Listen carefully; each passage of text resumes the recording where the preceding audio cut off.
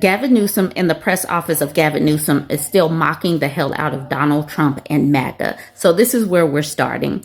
The press office started out with this picture of Tom Homan. Look right here. It looks kind of like an eraser or a ham with a beard and some glasses, because Gunther Eagleman, remember one of the MAGA influencers that was holding up the binders for Jeffrey Epstein back in February, he said, "I stand with Tom Homan." So Tom Homan has been in the news for accepting a $50,000 bribe.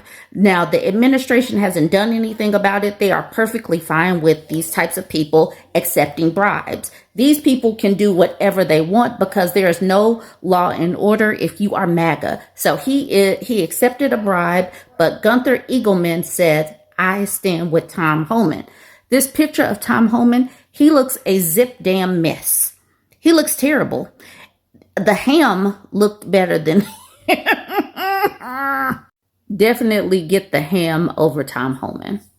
For full disclosure, I do not celebrate Christopher Columbus Day. I do not believe that a man that was commissioned to find India, that landed on America, that came and brought diseases, landed in the wrong space, should be celebrated like he is. But I'm just putting that out there that I do not celebrate. This is still funny as all get out. I always love the all cap locked post from the press office. Let's look at the shenanigans. It says, "Happy Gavin Christopher Newsom Day. Many people, including the greatest patriots in our soon to be hot country, have spoken because I, Gavin Christopher Newsom, have made maps for the people to consider, far better than the other Christopher. I alone am changing the course of American history and am bringing about world peace. Nobel called, they asked. I said no because of this day. This day shall be forever named Gavin Christopher Newsom Day. Soon Dems will retake the House, save healthcare, among many, many other things. Eggs will be free and all of America will rejoice. And the children will flood the streets and cry, 'Gavin, Gavin, Gavin.' And I will say, 'You are welcome, my son.' And the haters with poor ratings on Fox won't know what to do, so they will remember this day and how Dozy Don was so tired, all he could do was golf. America will be back soon. This is a great day. Happy Gavin Christopher Newsom Day. You are welcome, America. GCN." And then we have this picture. We have Gavin Christopher Newsom beside Christopher Columbus. They're both wearing aviator glasses. There are flags in the background. It's amazing. It's a great picture. The press office shared this cartoon.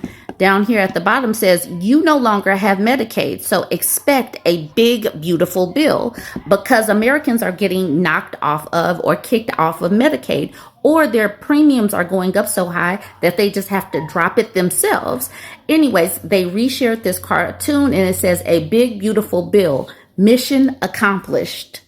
Now the press office is talking about Eric Trump, who is hawking his books. It says the government is shut down, people are getting laid off, healthcare is becoming more expensive, and the ruling family is out promoting their next grift. So here is Eric Trump hawking his book saying, "Today is the day, Under Siege is out, and I stopped by my local Barnes and Nobles to sign some copies." He is certainly not worried about the government shutdown. He has a book and wants you to come buy it. I wonder how many people are running out to buy this book from Eric Trump. And here we have Donald Trump on his Lie Social page promoting his son's book. Isn't this illegal? It's not like they care who's going to hold them accountable. Absolutely nobody. But he says, "Don't forget to get a copy of my son Eric's book, Under Siege, which is breaking records everywhere. It's a phenomenal book. That's a must read for everyone. Congratulations, Eric. You deserve it." I would bet $28 that he has not read this book. I would bet $28 to $35 that he hasn't read this book. I would buy you 3 margaritas if you could prove to me that he read this book. Now, he shared this picture of himself on the bottom. He did this himself. And even in this picture, his face looks like it's drooping, like he really is struggling to hold this book up. He looks a hot mess. He looks like a stinking pile of poop. He looks terrible. This is another post on his page. He took us into a trade war with China, and now he seems to be upset that China is actually responding and acting like this is a trade war. He says, I believe that China purposefully not buying our soybeans and causing difficulty for our soybean farmers is an economically hostile act. Why wouldn't they be hostile towards us? We're hostile towards them. Like, what? We are considering terminating business with China having to do with cooking oil and other elements of trade as retribution. As an example, we can easily produce cooking oil ourselves. We don't need to purchase it from China. This is what he's talking about, as if we don't get most of our electronics from China. Like, we don't get most of our sneakers and all the toys and games. Like, we don't get all of, he's talking about cooking oil, and he is like wringing his hands about them acting hostilely towards us. Wouldn't you act hostilely towards us? He's Donald Trump on Liberation Day, or Liquidation Day for our pocketbooks, came and put tariffs on everybody. And then it's like confused that people are trying to get back at us. Like, what is wrong with this dude? And why is he capitalizing soybeans and soybean farmer and economically hostile? Like, why? Why does he do this? This is the Time magazine cover, and this is the tweet from Time saying, "The living Israeli hostages held in Gaza have been freed under the first phase of Donald Trump's peace plan, alongside a Palestinian prisoner release. The deal may become a signature achievement of Trump's second term." And this is the picture that the Time chose. Donald Trump does not like this picture for some reason. The press office of Gavin Newsom thought that it was indecent and pixelated his neck. And as I'm looking at his pixelated neck, I'm going up just a little bit further because they brought us closer to this picture, and his face looked like it is cratering in. The furniture varnish cannot cover up that skin and how it is rotting. So that's the press office. Let's go ahead and go over to Gavin Newsom's page. He says, "Great work, Donald Trump." And then he shares this tweet from Unusual Wales. Unusual Wales says, "Hiring is at its lowest level since 2009 per CNBC. So hiring is terrible. People are getting fired. Tariffs are making everything really expensive. Tourism is down. People's health insurance is about to skyrocket. Yay, just in time for the holidays." So this person named America Are Us made this comment underneath Unusual Wales tweet saying, "Everyone is saying it's AI, but tariffs are the largest impact. Hiring is frozen as companies try and absorb the additional costs. Companies are having to pay more for their resources that they're bringing over, either materials or the goods that they are reselling. There's only so much money, so they don't have as much money for wages. People are silly," like this person at the bottom saying, "laughing my butt off." No, people are silly if they think that tariffs are not impacting our economy right now.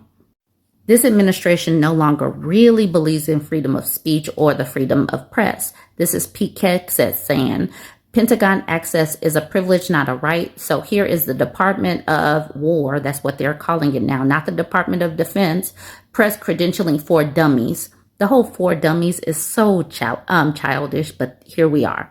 "Press no longer roams free. Press must wear visible badge. Credential press no longer permitted to solicit criminal acts." What does that even mean, solicit criminal acts? He says, "Done. Pentagon now has same rules as every U.S. military installation." Gavin Newsom says, "No free speech, no free press if you hurt poor PD's feelings." Gavin Newsom says, "The pathetic legislative leaders of North Carolina haven't even passed a budget. And what are they busy doing? Rigging the next election for Trump. Their priorities are clear. Bend the knee to Trump, screw over North Carolina. Remember that." And then he gives a screenshot of this headline. Here's the headline. "At Trump's request, North Carolina Republicans announce plan to redraw congressional map." So Texas started up this situation. Now everybody is just in a redrawing frenzy. Senator Berger posted this tweet saying, earlier today, the North Carolina Speaker Hall and I agreed to return to Raleigh to back up the real Donald Trump by redrawing our congressional map in North Carolina to block blue state Democrats like Gavin Newsom, who want to take control of Congress from Republicans. So none of these people want to play fair. They just want to gerrymander the hell out of everything. And for whatever reason, they're just doing it out in public like this is okay. None of this is okay. Gavin Newsom says, oh, look, another lapdog Republican desperate to suck up to Trump. The GOP is rigging elections and trying to cover it up with lies. Americans are not that stupid, Phil. This started in Texas. And if North Carolina gives in, California patriots will continue to fight for America. All of these people are sucking up to a weak and decaying Donald Trump. This dude is so weak and addled. He looks like he is about to fall apart at the seams, but Republicans all over the country are still like clamoring for his approval. Anyways, never mind. Now, he is not in very good health and he will decay. I am wondering what the cult of MAGA will look like once this dude is gone. You guys are framing this like the president wants to take over the American cities with the military. We should use some of these dangerous cities as training grounds for our military. Last month I signed an executive order to provide training for quick reaction force that can help quell civil disturbances. So this is going to be a big thing. It's the enemy from within. We have to handle it before it gets out of control. They like to say, oh, you're not allowed to use the military. We haven't even started yet.